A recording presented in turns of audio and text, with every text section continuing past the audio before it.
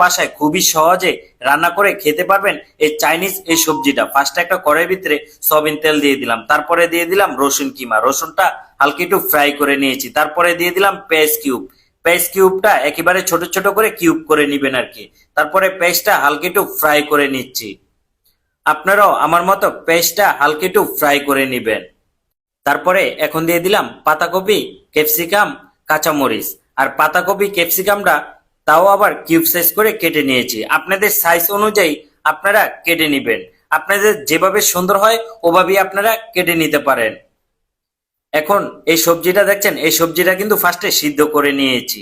আর অবশ্যই আপনারা সবজিটা কাটার পরে সিদ্ধ করে নেবেন। আমার এখানে পেঁপে আছে, গাজর আছে, জালি কুমড়া আছে, চিচিঙ্গা আছে। আপনারা চাইলে এখানে ফুলকপিও দিতে পারেন। দেখেন আমি কি সাইজ করে কেটে নিয়েছি।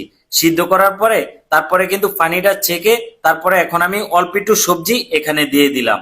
আমার এখানে 10টা সেট মেনুর জন্য এই সবজিটা আমি রান্না করতেছি। আপনারাও আপনাদের পরিমাণ অনুযায়ী আপনারা সবজিটা নিয়ে নিবেন।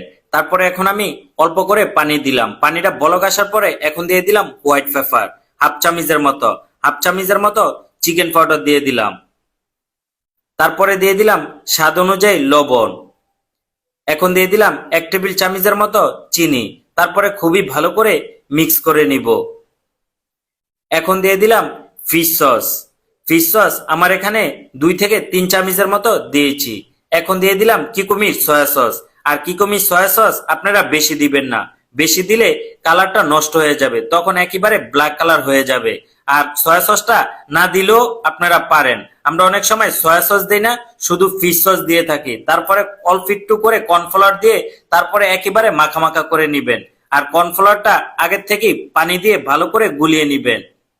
আর কর্নফ্লাওয়ারটা অবশ্যই আপনারা একেবারে অল্প অল্প দেওয়ার চেষ্টা করবেন, তাহলে সবজিটা একেবারে মাখা মাখা হবে, দেখতেও খুবই সুন্দর দেখা যাবে। আমরা কিন্তু এই সবজিটা চাইনিজ সেট মেনুর জন্য করে থাকি একেবারে নর্মাল ভাবে।